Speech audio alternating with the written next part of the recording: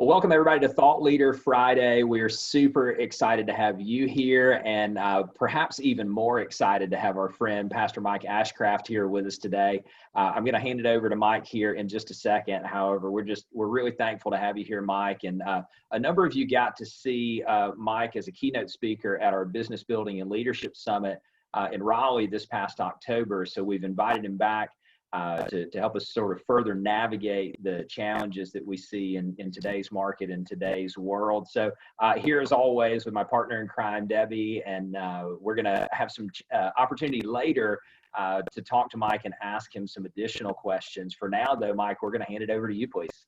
All right, perfect. Bill and Debbie, thank you guys so much for having me, and welcome everyone as we are obviously trying to navigate in a very different world with a lot of challenges that are in a lot of ways unprecedented, and in probably a lot of ways they're not. And if you were at the session I was able to do, I'm a huge process guy. When people always ask in business, what does a pastor do in talking to folks about business? But I think the beautiful thing about what I get to do with my livelihood and sort of my own vocation is you're always dealing with process. You're always dealing with how a person goes from being one way to being another way. And this affects everything that we do in all of our lives, including selling real estate and all the other things that you guys are involved in now. And part of what I want to sort of share with you guys today is the process of hope, because there's actually a way in which, there's a difference between hope and optimism. Optimism is a view of the world, but hope is actually a real thing that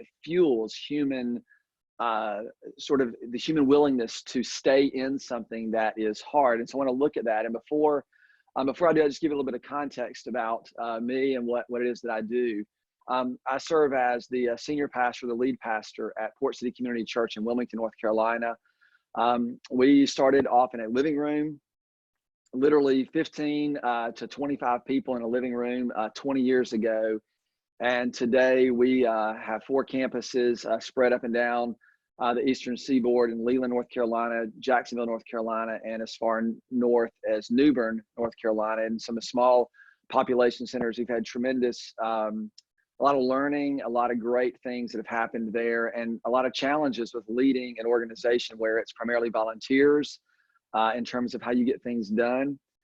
Just so you'll know some of our organizational strategies, just to give you some context, our budget is around $8.5 million a year. We have about 70 employees that we use to manage both our ministerial, programmatic, and sort of that outreach arm of our church, and also a pretty large administrative staff that oversees HR, all the compliance issues that we face as an organization, and our admin and operations team. We have a 32-acre campus in Wilmington that houses about a 90,000 square foot facility on it. And then we have another 80 acres in Leland that we were planning on building on. I think later this year. We're certainly looking at that differently now, but another 25,000 square feet there. And then we have facilities that we rent in New Bern, about a 35,000 square foot facility. And then we have a building that we own in Jacksonville in the downtown area. And so we just a lot of things that go on that are, the church is not just it's not just pie in the sky thinking. There's a lot of logistical things that we deal with week in and week out. And in fact, one of the things that Debbie and I were talking about and Bill and I and Debbie were talking about as we were thinking about this is the speed at which we had to make decisions. And I'll be giving you some things to write down in just a moment. I've got my handy dandy whiteboard here, which I use all the time. And I'll hopefully, if you're taking notes, this is how I would frame what I want to share with you in about the next 25 minutes. And then we'll take some time for some questions after that.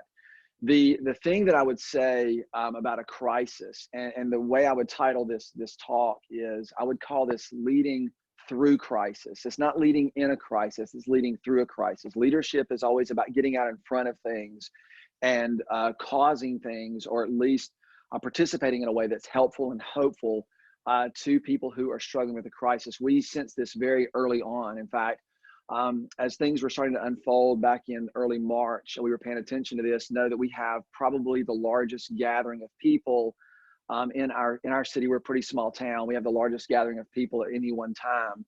And so obviously we were trying to pay attention to how we would respond to this. And the Thursday before the governor came out with the order, we sat down with our leadership team and began to make some decisions. And this is sort of the first principle whenever you're making decisions. It's really true of any time, but it's particularly true in a crisis.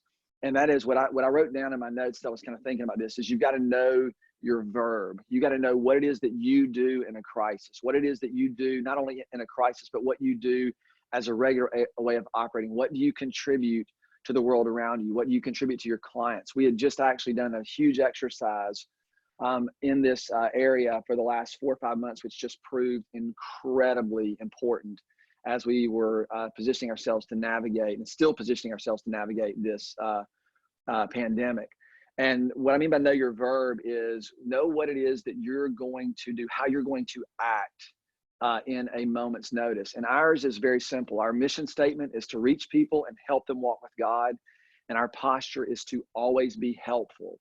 That's what we always talk about. You know, when people come in and they ask us about our theological positions or they ask us questions, we're not trying to argue with someone. We're not trying to prove a point. We're not trying to convince you of something. We're always trying to be helpful.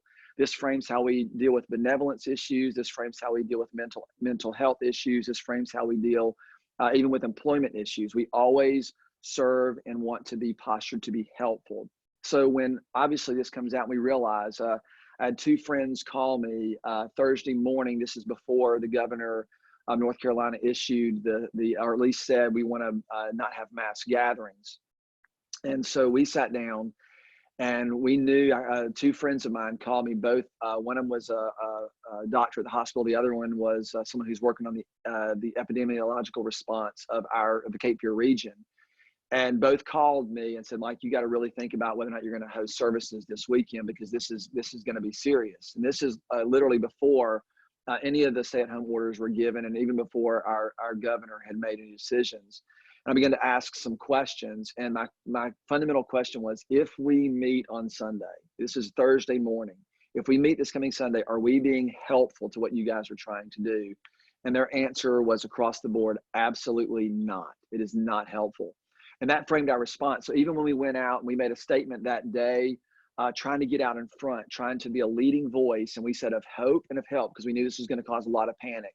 So if we could get out and say, and we also knew that the narrative would be, oh my gosh, you know, Port City Church is not having services because they're afraid. And that was not our posture at all. As we were seeing this as a sign of help. And that's what we said. You know, we made that very clear in our messaging. And the reason was because we know what our verb is. We know what it is that we contribute to the culture around us. So I think as real estate agents, as business leaders and business owners and business leaders, right? You guys lead industry.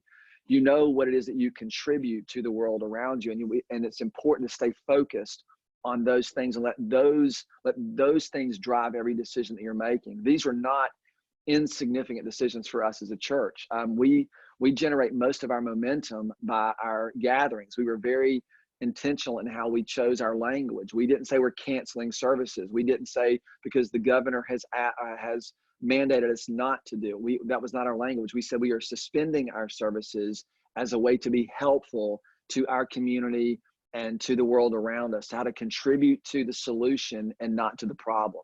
And we drove that into our staff.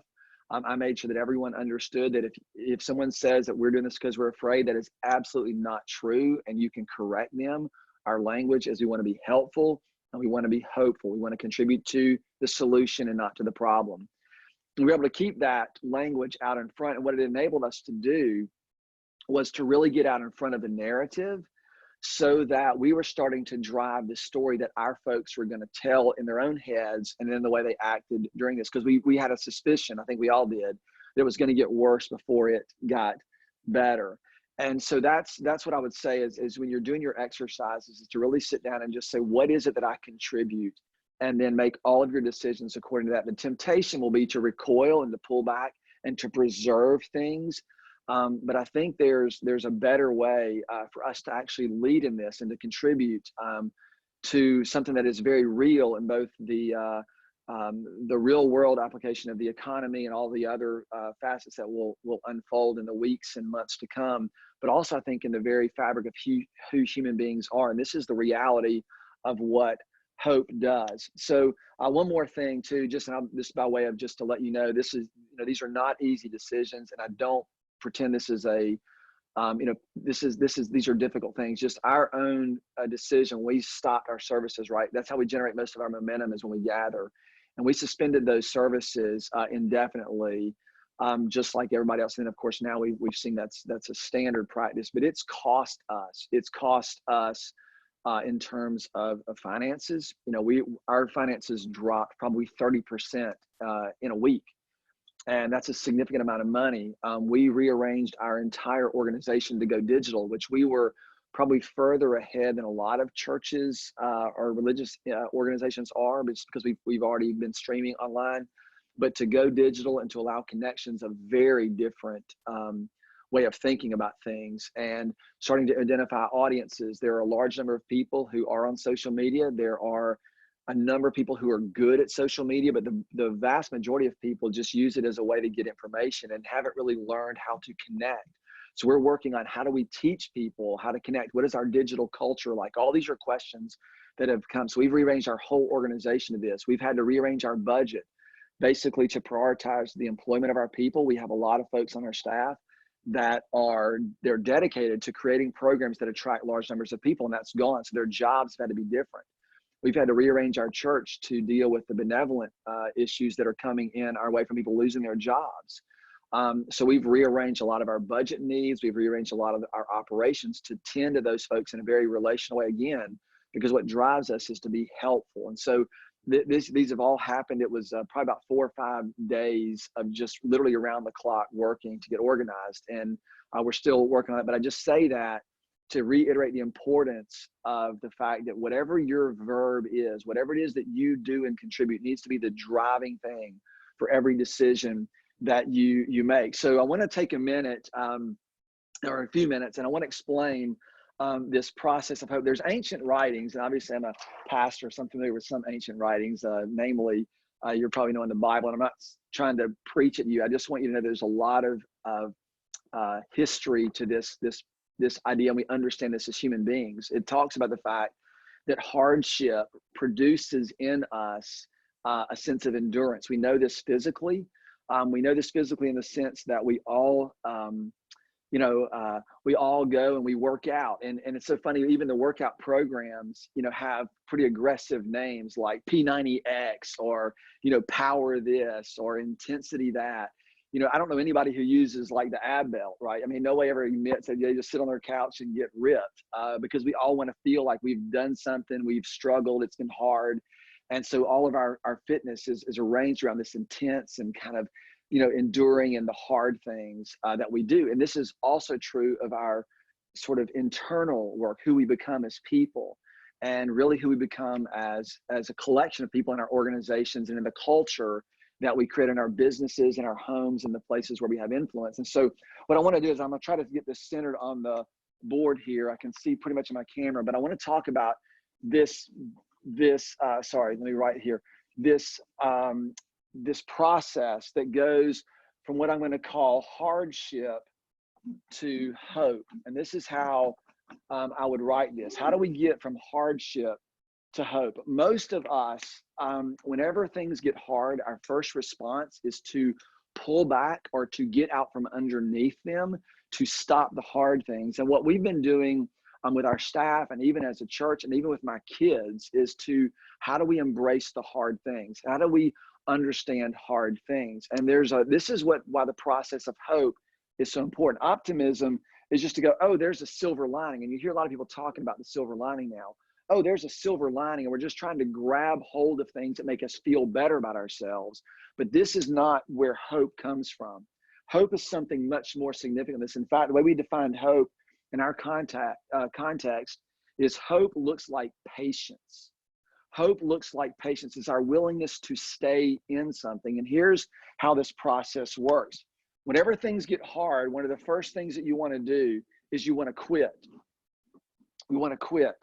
And our capacity to push through that tendency to quit is what we call or know as endurance. And if you're a runner, I know Debbie is a runner. If you're a runner, you understand this. There's always that point that's a few just a few little bit in. I remember starting to run when I was a while ago. I used to run a lot, and when I first started running, you get out, I'm gonna run today. You buy all the right equipment and you take off running, and you're about 30 seconds in, and you like start getting the side splints, and you feel like you're gonna die, and your first response is, "I'm not cut out for this." But if you push through that, eventually, especially as you start to run more regularly, you'll find that you actually, this first mile, it's sometimes hard, but eventually you find a rhythm, you find a pace, you find a sort of a freedom in your breathing that allows you to participate in what you're doing, even though it's significantly hard. And this is where endurance gets built. Endurance is built in our willingness to embrace the hard things, to acknowledge that they're hard, and then to enter into them. And what this does to us, I think as humans, and this is really important, is endurance actually builds in us a character. At some point you say, "I am a runner." At some point it becomes a part of who you are, your DNA, what you long to do, what you're driven to do. It becomes a part of our character. And this is where I think the opportunity for us is, both in our personal lives, with our families, and certainly with our businesses. Your business, your culture in your business has a character to it. And what is it built on?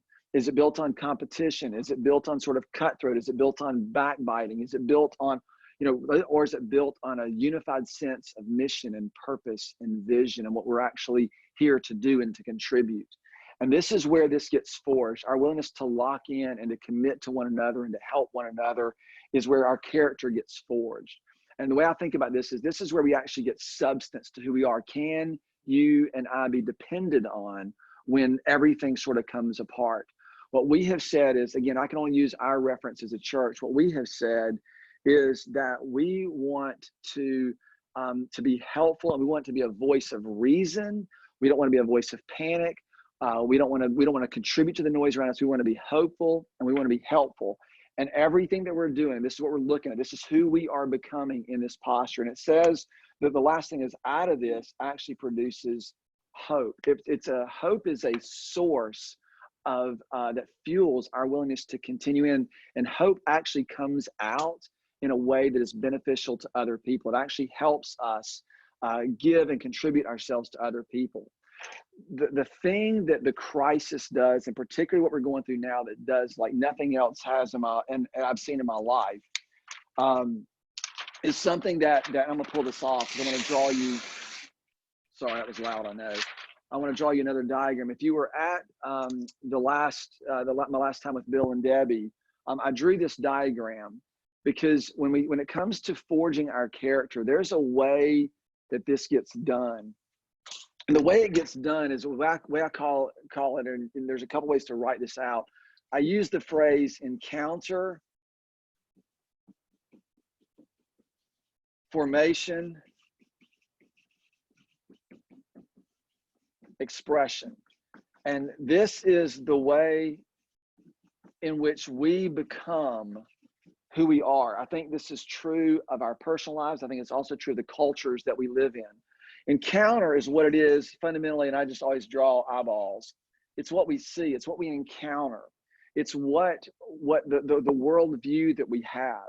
So whereas optimism can sort of fuel, or it can frame our view of things, it's not sufficient for producing something in us. What we see, though, does have an impact.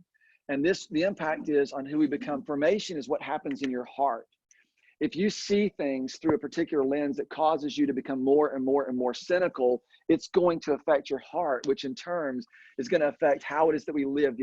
Our lives are the expression of who we are as individuals. And who we are as individuals comes on what we encounter. It's not just what we observe, but what we encounter, how we process what we observe, what we collide with, what informs us, what affects us, the influence that the world around us has on us. So crisis causes something to happen to our hearts. What has historically happened in our lives, especially with the advent of social media, the speed and the pace of which things we naturally live in, the process between here and here is almost instant. You can be at a concert or on vacation, and you can be beholding some beautiful thing or something very inspiring, and you can immediately create sort of an outlet for it. And what happens is the speed between what we see and how it comes out of our lives is just super fast. And so a lot of this process in the middle gets bypassed. And what we're seeing now, because we're not getting out of this quick, this is not going to be a 2-week fix or a 3-week fix, or it may not even be a 2-month fix. What's happening is we're going to have to stay in this meantime for a lot longer than we anticipated. And it's a lot longer than we're used to. The endurance that is going to be required for us is significantly slower and longer than what we're used to. And I think the opportunity in this is for us to pay attention to what happens to us as human beings. I heard a friend of mine say that when the story of the coronavirus is over, what kind of story will they tell about your response and your life in this? I think that's a really important question for us to consider. When all this is over, do I want people talking about me or talking about Port City and the way we contributed to the solution, or the way we defied things and contributed to the problem? Do I want them talking about the fact that we were a voice that brought hope and help to things, or were we contributing to the chaos and the fear and the cynicism that occurs? Were we leveraging our organization to go out to serve our community in ways that were helpful, or were we pulling back and holding up and protecting our own? Like, these are all the choices that we get to make right now, and all of these things inform who it is that we are becoming. The last thing that I'll say, and then we can take some questions, and Bill, I think, and Debbie and I can have some conversation around this. The thing that I would say is so important, at least as a leader, the two things that were sort of helpful to me is, leadership thrives in chaos. Like, that's like when everything is smooth, you don't have to be, right? Smooth seas don't require a skilled captain. I can operate a boat in smooth seas. It's when things get rough that the skill and all those things are necessary. We understand this. But chaos, right, is sort of the birthplace of creativity. Whenever things aren't like they ought to be, this is where we get to bring our best thinking to bear on things. And I read this too, and this helped me a lot, that chaos is actually an opportunity to arrange everything. And this is something that I don't think we should be like, oh, gleeful about and going, oh, this is so exciting, but rather it's a sobering thing to recognize that even in our church, like in our world, everything is turned upside down. Like, 3 weeks ago, no one was concerned significantly about our online presence, and now everybody's concerned with it. And so it's a chance for us to rearrange the way we think about connecting people, the way we think about leveraging our resources, the way we think about serving our community. It's so in real estate, these are chances where all of this chaos allows us to rearrange all the pieces. And to me, where the leadership is to start forecasting, or start considering, or start dreaming about what that looks like. And for us, again, you have to measure it, because this is not like we're like rubbing our hands together going, oh, this is an opportunity for us to do something different. That there are a lot of people who are going to be really hurt through what has happened. We can't lose sight of that. But at the same time, as you think like a leader, you can't also hesitate from starting to forecast and think about how things might be different going forward. And so those are kind of the other two things that we're using to frame our thinking as we continue to focus on leading through this process and not just leading in it. So that's about 28 minutes that I've given you guys in that sense. I'm going to stop there, and I'll invite Bill and Debbie back in, and then we can kind of jump in and have some conversations around this.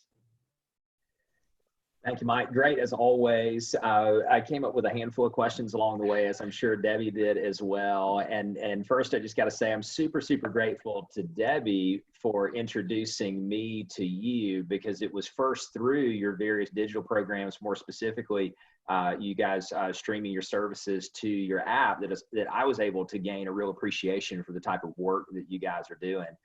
So I'm going to hit lead off here with a question about how we think, because one of the things that I appreciate most about you, Mike, and the way that you communicate with us is how thoughtful you are in your approach to things.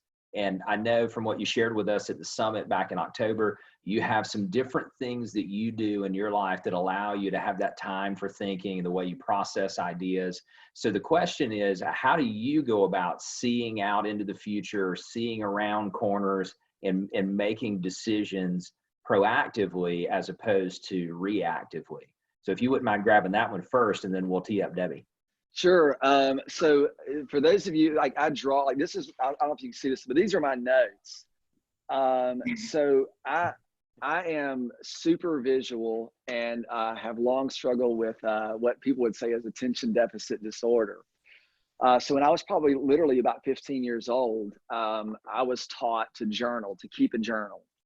And it became something that was just very, very important to me to chronicle my days. And over the years, I've obviously been, I'm not 15 anymore. I'm actually 49.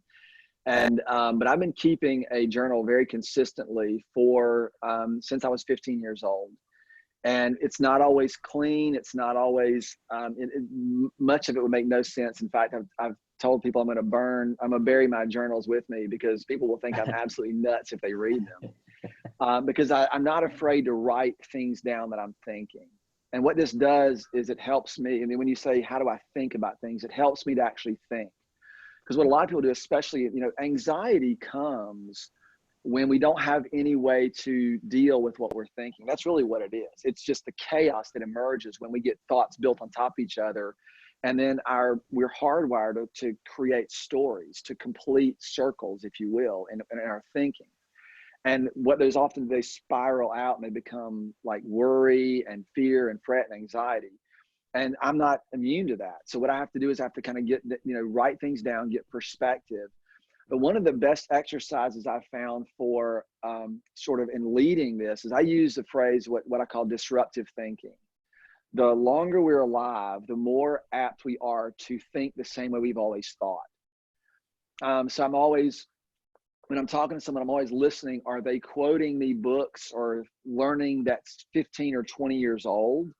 Or are they talking about things they've learned in the last 2 months or 3 months or 5 months? And again, the longer we live, the more we say, we don't realize it's been 15 years ago, but it's been 15 years since you've thought about a particular thing. And so if that happens, the odds are you're going to continue to think about it that same way unless something pushes up against it. So like, for example, I'll notice that we were posting stuff on Instagram. This is going to be a real churchy example, but this is the best one I can think of.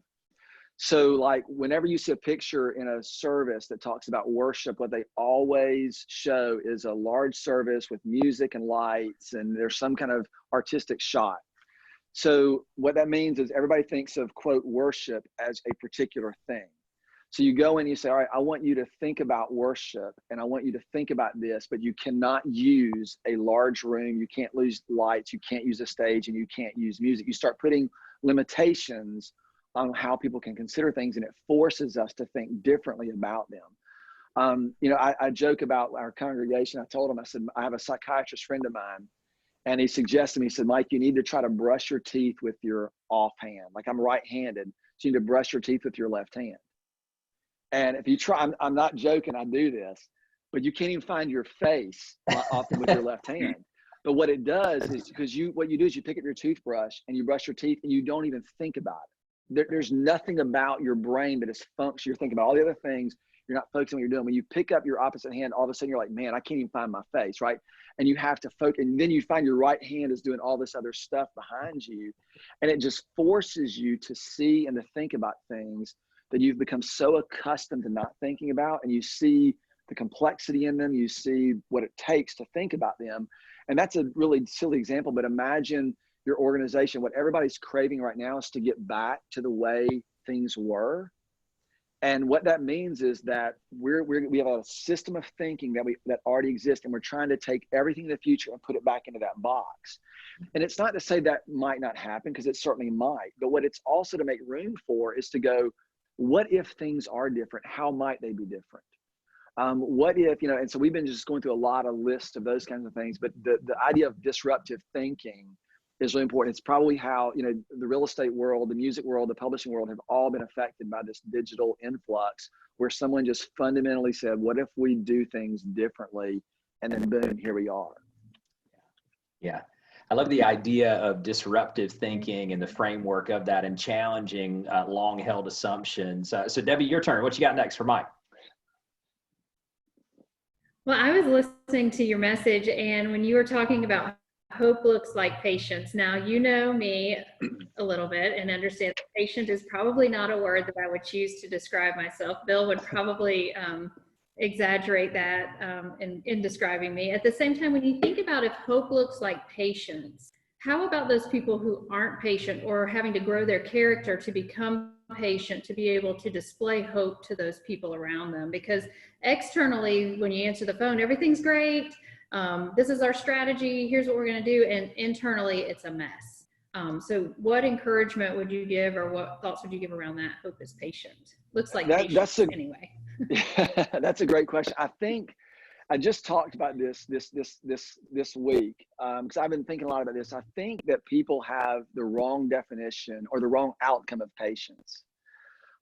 We think that patience is basically our ability to put up with people or put up with things. And that's not the product of patience. Patience doesn't become patience until it emerges in something else, namely hope, until it emerges in our empathy and compassion with a person.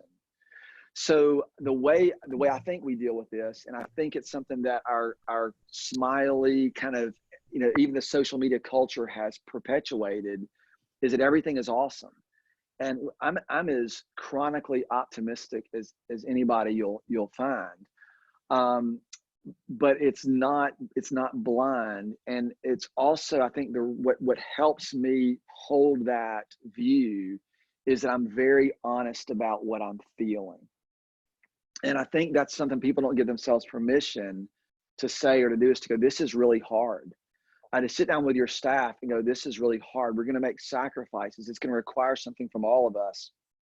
And it's not going to be easy, and be unapologetic about it. Where there's uncertainty, acknowledge it. We don't know how this is going to turn out, right? I mean, our staff is looking for us to assure them in a lot of ways. And there are a lot of ways, frankly, we can't assure them. We can't say this is going to all be a certain way. What we can pledge to them is we're going to be here for you. We're going to work together on this. And at the same time, like I said, I keep a journal. So I have a lot of ways to go, this is maddening, this is frustrating, this is irritating, I'm tired of this person's making me crazy.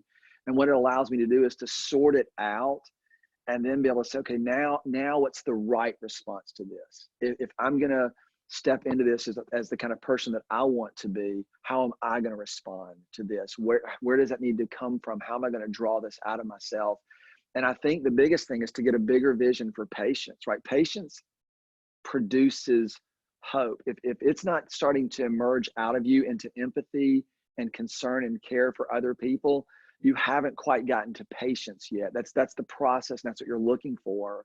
And I think that's something that just doesn't really get talked about, or we don't stay in things long enough for that to actually occur. Does that answer your question somewhat? So you hear that?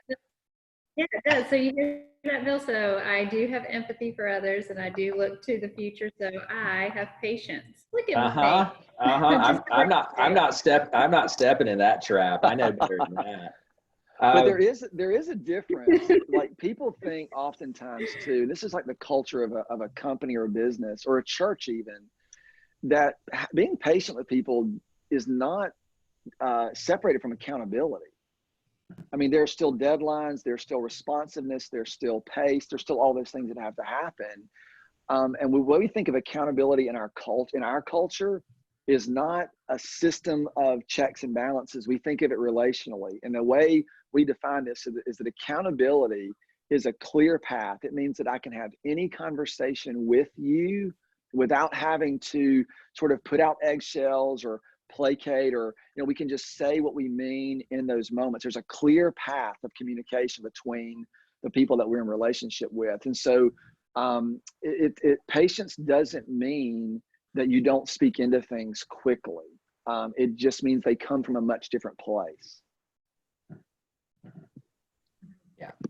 Well, I think it's a great way of looking at it. I was thinking, as you were talking through some of the experiences that you guys are living, Mike, perhaps there are folks out there who might look at this and say, well, Mike, this might be a little bit of an easier situation for you guys because you're this mega church now, and you got this multi-million-dollar budget, and you got 70 people on your staff, and you were already doing the digital stuff. So maybe it's a little bit easier for you, which may or may not be true. However, I'd be interested to know, go all the way back to 15 people in a living room. And if you were in that living room with the 15, 20, 25 people that started the church, and this happened, how would you lead through it differently, if at all? So that's a great question. Wow, that's a great question. This is what's interesting, Bill. You know, there is a difference of scale. There's no question. We have 3 other campuses, and 2 of them are significantly smaller than the Wilmington campus. Wilmington campus has about 3,000 to 4,000 people that are that attend. So it's a much larger aggregate attendance than that. And so when we say put something out on Instagram or put something out on social media, it gets attraction, right? We have a Zoom call, we get people who will log in, it'll fill it up.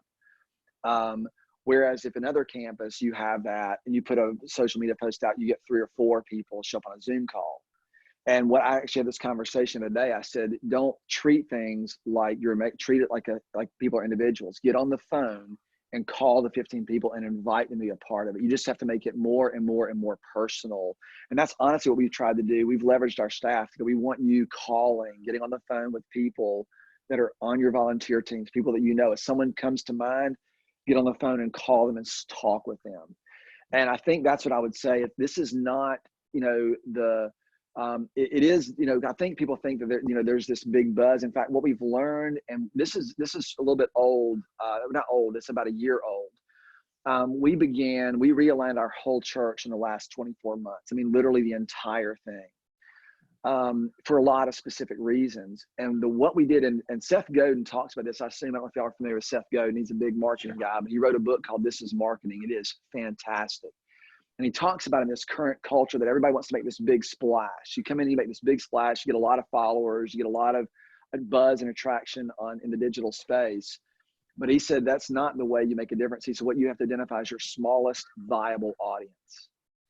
And we started using that. We looked around, we said, who's our smallest viable audience to build into, to buy into our mission and vision? And it was our leadership team. There were 6 of us. I spent literally 6 months with 6 people, just dripping and driving. Are we all on the same page? We all are. And then once we picked that one, we went to our staff. We spent a year getting our staff aligned with this vision. And it was in a room. It was, it was very much tight knit. We weren't concerned about what we're going to speak on Sunday till all the people we were talking to, the folks in our smallest viable audience. And we identified that. And I think that's something that you can do in this market as well, is just to identify who are the people that you need buying into the message that you're delivering, to the thing that you're doing. Focus on them and trust that that's going to be what branches that message out. And again, like I said, there are advantages in the digital space that we have had, but you can't bypass that personal connection that the opportunities of this kind of current condition avails to us. I think you make a really good point on that you guys are doing both, is you're doing the one-on-one, the outreach to the audience that you know are most critical to you, and you're additionally leveraging all the digital assets and the infrastructure that you put in place. So I think it's super exciting. Debbie, back to you. What's next for Mike? I think let me enter one more thing if I can. Sure, of course. I think one thing that people are forecasting, because we're we're not like, when I'm trying to think about this, when they lift all these stay-at-home orders, do we really think that people are going to flock back into an auditorium with 1,000 people in it, where people are rubbing shoulders and shake? I don't know that they are. Right. And so part of what we're thinking about, because what we're doing, the digital thing is not just to go, oh, we had 100 views or we had 1,000 views. That's not our metric.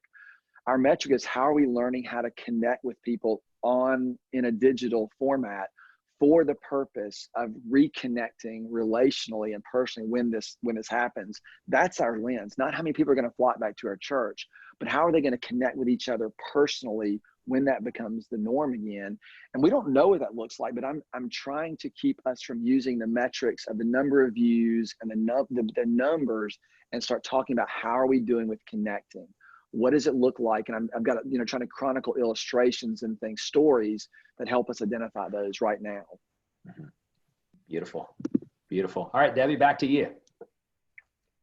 Yeah, so for me, it's a couple of observations. You know, you mentioned about normal, and we hear the catchphrase, the new normal that we're going to see moving forward. And like what you're saying, will things get back to normal? I think, yes, they'll get back to normal, equivalent to whatever normal is. So you may find that you've attracted more people from outside of our area that are now tuning into your services. So your impressions or likes or engagement is actually higher than the people sitting in the stands, more or less, you know, and we could see that from any sporting event as well, concerts, that sort of thing. So I think it's looking at how are we staying ahead of what's going on. Like you guys are really focused with that digital space, and we're working really hard to encourage our people to stay ahead on that digital space so that they can help self-describe or self-prescribe what new normal is. So that was one observation. Another was when we had our call earlier this week, you were speaking about what's your verb? What is your verb going to be, which you shared with the listeners today.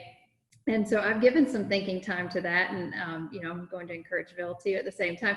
I keep going back to impact for us. That's one of those words that we started talking about at the beginning of 2018, and we have used that really as a filtering lens as to everything that we put out there, from the Thought Leader Fridays to additional coaching opportunities, one-on-one group, webinars, that sort of thing. And always looking at that, how are we impacting people's businesses for the positive? And if it doesn't allow for impact, we're not going to do it. And so that was one of those things. I think that's a huge underscore. Make sure that if you're listening, you know, those that listen, choose your verb. Like it goes back to that my one word, but choose that verb. What is that headline? Yeah, what does that headline read that when this is over, you're going to be able to talk about? So. Yeah, and Debbie, I think you bring up two. So really what will your points. headline read, Mike? So I hope it's helpful and hopeful. Like that's what we've said. We want to be helpful and hopeful. But one of the things you mentioned, like the thing that I think the disruptive thinking part, when we think about new normal, we actually get a say in it. Like it's not that. And I'm not afraid of what was, but I'm also not afraid of what might be. And we get to say what it is that we want this new normal to be like. We get to contribute to that. Right now, that's the whole idea that in chaos, we get to rearrange everything. That some people are going to go, man, I've really enjoyed having my kids at home and doing school this way. And that might inform decisions for them going, for other people going, oh my gosh, I can't wait to get them back, right?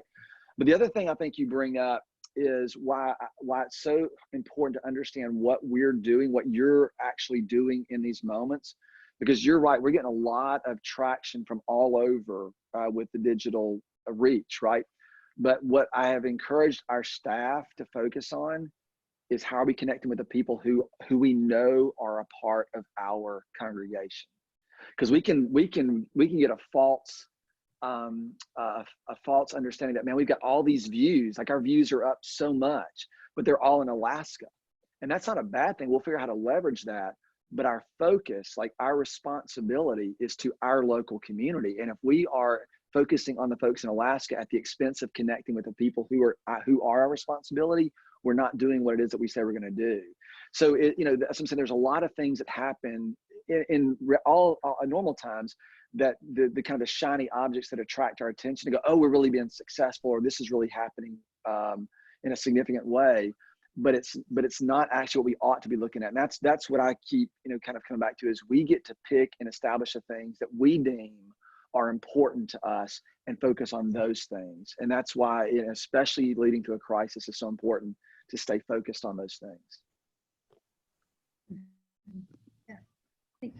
So maybe let's do one more question each, and then we'll have Mike wrap up, as we got another maybe 10 or 15 minutes here together. So Mike, as I was listening to you talk about encounter, formation, expression, and spending more time in formation and the endurance that's required to be there, it resonates really, really well with the messaging that we carry through as well. So what would be your suggestion or suggestions about the building of that endurance and the mindset that comes from knowing you're probably going to have to dig in a little bit harder than you're used to?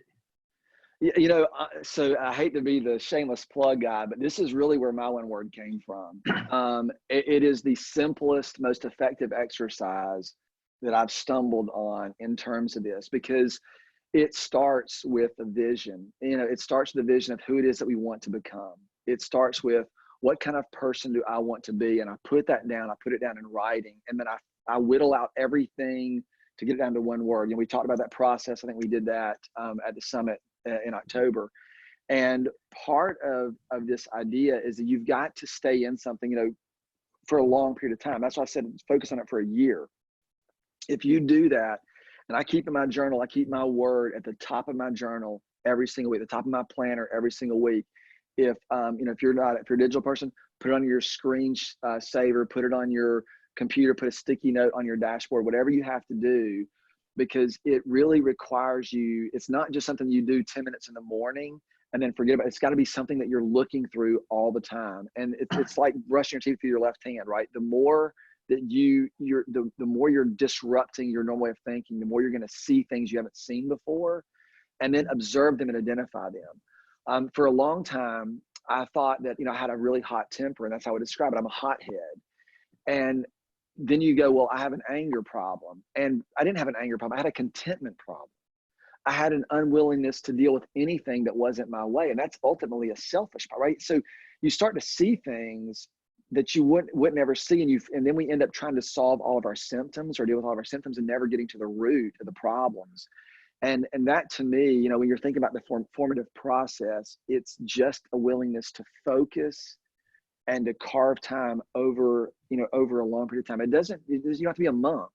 I know we have busy lives and such, but you do have to make it as important as, exercise or eating right or teaching your kids. It is a high priority for me. And I recommend that to everybody else. Sure.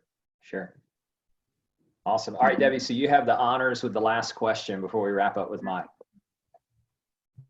Wow, last question. So thinking about our business leaders as a whole and the teams that they're leading, when you think about how, because you use the word accountability, how that accountability is showing up in business now that things are different. Obviously, we've gone to more virtual meetings, virtual conversations. As you referenced, your own personal staff is having to change job duties around to accommodate the new normal for today. How would you encourage them to continue to drive that force? And for those people that aren't the leaders that are tuning in, how can they show up for their leaders to continue to drive that force? I think it's like being honest and authentic. We've had to get our staff to really be willing to say, okay, what I'm doing in 40 hours, I don't have that anymore. And so they don't feel like they're going to get fired or let go because their jobs, to be willing to do that. So I think it's got to be very proactive. And way we've done that from the leadership perspective is to help people recognize that there's no one that's alive on our staff or that I know that has led through a global pandemic. So no one has done this before. So we're going to make mistakes. We're going to do things that don't work. These are all the things that are going to happen, and we need everybody's voice. Part of what I've been doing just internally is, for about the last year and a half, as we've been reorganizing things. And I've talked about, as we're 20 years old as an organization, and now we're heading into the next 10. And part of my role is to go, how do I leave this well for the next person, for the next group? And what I've been saying is that our voice is not my voice. Like, although I have the biggest microphone and sort of the loudest voice in our organization, my voice, our voice as a church is not my voice. And so really getting buy-in from the people that are levels and the next generation of leaders. And what I need, as a leader, what I need is them to step into responsibility, for them to bring their ideas to the table, and we can edit them later. Like, I don't want people, we just acknowledge in our culture, we just say the first idea is never the right one. So if you don't have 15 or 20 ideas, you have not thought hard enough, and you need to have bad ideas. I often always throw out the first 5 terrible ideas so that people feel like that's acceptable, it's permissible, in fact, it's necessary. And that's what we do in that. I think from people who are leaders is you've got to get your ears open and recognize that there are a lot of things that we do not know yet. And you've got to get everybody in your teams believing that their perspective actually matters, because it does. And that's how we're going to figure out the way forward and get to actually frame, I think, a hopeful new normal that can even be better than what it's been before. Yeah. And getting those people that aren't the leaders vocal enough to then present those ideas, and having that open forum to have those ideas presented, because something really great could come out of that. It's essential. I mean, I speak for myself. The things that we are doing now did not come from me, nor even from our leadership team. They came from the trickle, from people who just see things differently, and that's invaluable for an organization. So Mike, I don't think it was actually a shameless plug that you were talking about my one word and the suggestion that you made. I pulled this off of the window that sits right above my desk, which was, so Debbie talked about her choosing the word impact and the way that has permeated through our organization since your talk with us back in October. And this is my reminder to focus on the core of things, the core of my body, the core of my family unit, and the core of our company. So thank you for the impact that you've had on us. So Mike, I'd like to give it to you for a parting word or suggestion to our folks, and then Debbie, you can wrap us up. Yeah. I mean, really just picking back up, the thing that's most important, I mean, listen, the economic impact I know is going to be significant. We all know that. The difficulty that's ahead is real. I think what I would encourage is two things. One is who you become as an individual, who I become, is really important. How we, and it's hard. I think there's reason to be hopeful. I think there's reason to be optimistic. But I think it's going to take our best efforts, going forward together in this. And that's honestly why I'm really honored to be a part of this, because it's just a way, hopefully, that my voice would be used to encourage you. What you guys are doing, Bill and Debbie, for people, but also what everybody listening, what you're doing for the people who are looking to you is more important than you know. And the more that comes from who it is that you're actually becoming, the more powerful and the more pervasive it is. And I think if we focus on doing that work, everything else will really begin to take care of itself. Fantastic. All right, Debbie, bring us home. All right. Well, I want to give one more plug. So if you guys are interested in following Mike, you can find them streaming on Roku, Google Play, Apple TV, at portcity.tv. You can also find them in your Google Play Store and Apple Store for their app at Port City Community Church. So definitely want to give you those ways to reach out and connect with Mike and the various things that they're doing throughout the community.